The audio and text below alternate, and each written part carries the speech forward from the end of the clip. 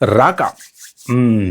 'రాక' సినిమా ఎప్పుడు రాకో తెలీదులే గానీ, మనకి ఇంట్రెస్టింగ్ అప్డేట్స్ అయితే దాని గురించి కొన్నున్నాయనమాట. సో, చాలామంది వెయిట్ జేస్తున్నారు. అందరి దగ్గర నుంచి ఏదో ఒక గ్లిమ్సో, ఫోటోనో, అదో, ఇదో వస్తుంది గానీ, మరి ఇప్పటివరకైతే 'రాక' వైపు నుంచి ఏం లేదు. ఒక ఒక టీజర్ లేదు, చిన్న గ్లిమ్స్ లేదు.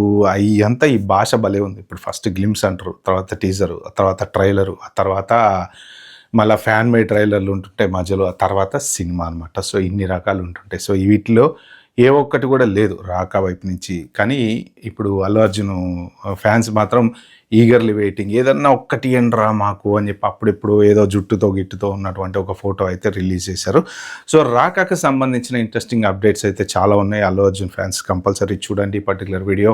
అలాగే లైక్, షేర్, సబ్స్క్రైబ్, హైప్ అనో కింద బటన్ ఉంటుంది, హైప్ చేయండి. ఓకే. సో, నా ఛానల్ గ్రో అవటానికి ప్లీజ్ హెల్ప్ చేయండి. ఓకే.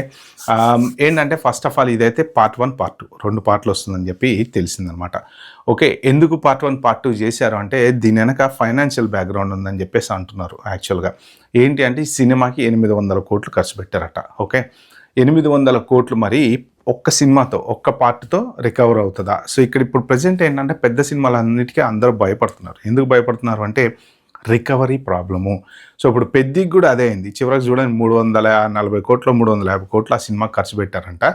ఖర్చు పెడితే 400 వచ్చిందని ఒకళ్ళు అంటారు, 300 వచ్చిందని అంటారు, అసలు బ్రేక్ ఈవెన్ కాలేదని అంటారు. వాట్ ఎవర్ ఇట్ ఈస్, వాళ్ళ ఎక్స్‌పెక్టెడ్ రేంజు అంటే ఇప్పుడు ఖర్చు పోను లాభం మిగలాలంటే పైన 10 కోట్లో, 20 కోట్లో రావాలి కదా!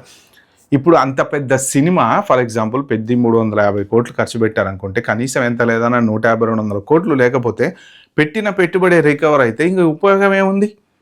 సో, అలాగనమాట. ఇప్పుడు ఈ 800 కోట్లు మళ్ళీ వాళ్ళకి రికవర్ అవ్వాలి అంటే ఇప్పుడు ఓటీటీలు కూడా ఇదివరకులాగా అంత సింపుల్‌గా డబ్బులిచ్చేసి దా తీసుకో 600 తీసుకో, 700 తీసుకో అని ఇయ్యట్లే. వాళ్ళు కూడా వెనక ముందు ఆలోచిస్తున్నాయి. ఎందుకంటే జనాలు ఓటీటీలో కూడా సినిమాలు చూడట్లేదు. ఇప్పుడు 1 కాదు, 2 కాదు, కొన్ని వందల ఓటీటీలు ఉన్నాయి. దాంట్లో కొన్ని వందల సినిమాలు, వెబ్ సిరీస్‌లు, యూట్యూబ్‌లు, ఇన్‌స్టాగ్రామ్‌లు, సోషల్ మీడియా విపరీతంగా పెరిగిపోయింది. ఒకప్పుడు ఏంటి, ఒకటే సినిమా. ఆ సినిమా బాగుండని, బాగోపోని, చెత్తగుండని, ఏదుండని జనాలు చక్కగా థియేటర్‌కెళ్ళి ఓ 2, 2:30 గంటలు కూర్చొని ప్రశాంతంగా ఆ సినిమాని ఎంజాయ్ చేసి వచ్చేవాళ్ళనమాట. కానీ ఇప్పుడేంటంటే బాలేదు అని అంటే అయిపోయింది ఖతం. నెక్స్ట్ మినిట్ ఇంకా ఆ టాకు పోయింది. ఇక జనాలు చూడట్లా.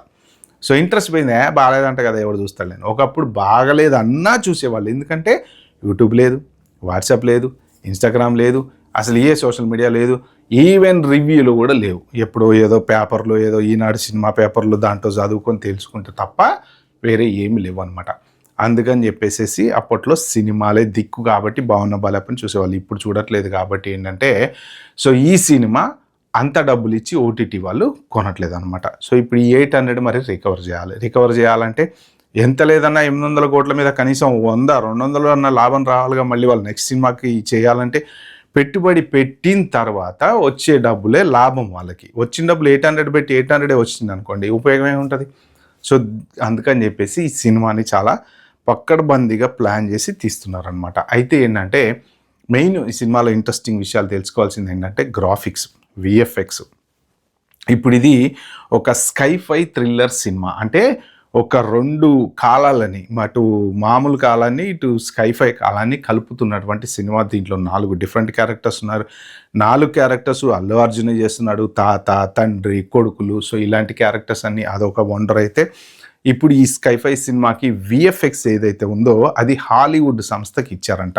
ఎందుకు మరి వీఎఫ్ఎక్స్ చేసేవాళ్ళు మన దగ్గర లేరా అంటే జనరల్‌గా రాజమౌళి కూడా హాలీవుడ్ వాళ్ళకే ఎక్కువ ఇస్తూ ఉంటాడు. ఏంటంటే వీఎఫ్ఎక్స్‌లో ఇప్పుడు రామాయణం వీఎఫ్ఎక్స్ చూసాం కదా, మంటలు కూడా, హోమం కూడా వీఎఫ్ఎక్స్‌లోనే. అర్థమైపోతుంది అది. స్కూల్ పిల్లగాడిని అడిగినా గ్రాఫిక్స్‌లో పెట్టారా నాయన అన్నట్టు చెప్తున్నారు.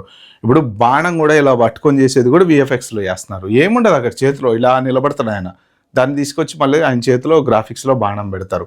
వెనక ఒక గ్రీన్ మ్యాట్ పెడతారు. గ్రీన్ మ్యాట్ పెట్టి ఇట్లా అంటే అక్కడ బాణం వచ్చేస్తుంది, చుట్టూ మనుషులు, అడవులన్నీ వచ్చేస్తాయి. కానీ గ్రాఫిక్స్ కూడా ఏంటంటే మరీ గ్రాఫిక్స్ చేశారు అన్నట్టు తెలియకుండా అది సినిమా. ఇప్పుడు రాజమౌళి సినిమాలు చూస్తే మనకి వీఎఫ్ఎక్స్‌లో చేశారు, గ్రాఫిక్స్‌లో చేశారు ఫీలింగ్ రాదు. ఎందుకంటే అంత అర్థం కాదు అది మనకి. గ్రాఫిక్స్ అని అనిపించదు, అది రియలిస్టిక్‌గానే అనిపిస్తుంది. ఈవెన్ గ్రాఫిక్స్ అయినా సరే రియలిస్టిక్‌గానే అనిపిస్తుంది. ఓకే. ఇప్పుడు కాదు ఇవన్నీ వీఎఫ్ఎక్స్ టైటానిక్ రోజుల నుంచి వచ్చినాయి. టైటానిక్ సినిమా ఇప్పుడుదో పాతది. అప్పటి నుంచే వచ్చినాయి అనమాట. సో అవేంటంటే డిజిటల్ మనుషుల్ని పెట్టి ఫ్యూచర్‌లో సినిమాలు తీయొచ్చు అని చెప్పి అప్పట్లోనే టైటానిక్ డైరెక్టర్ చెప్పారు. సో అలాగా దీనికి సంబంధించిన గ్రాఫిక్స్ అయితే హాలీవుడ్ ఇచ్చారు. సో హాలీవుడ్ ఏంటంటే పర్ఫెక్ట్‌గా చేస్తున్నారు.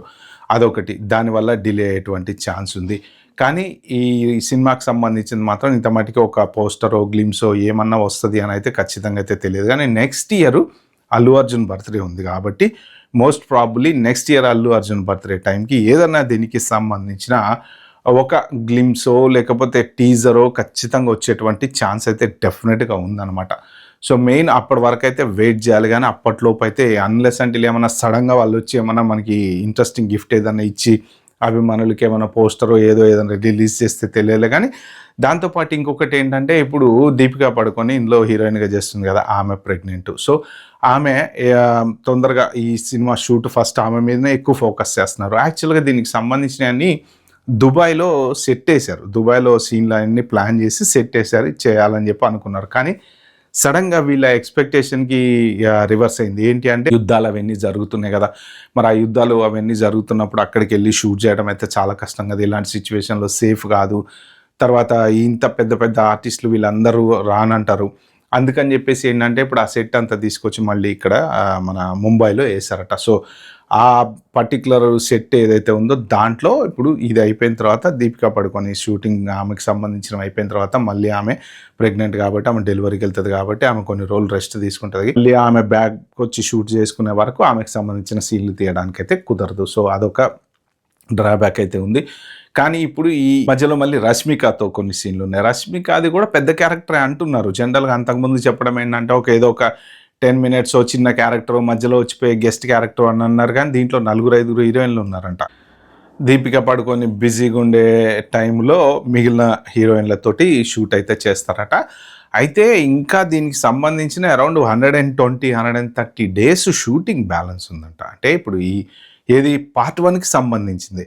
పార్ట్ 1కి సంబంధించిందే మరి 120-130 డేస్ అంటే చాలా పెద్ద షెడ్యూల్ అది. జనరల్గా 20-30 డేస్ బ్యాలెన్స్ కూడా కాదు.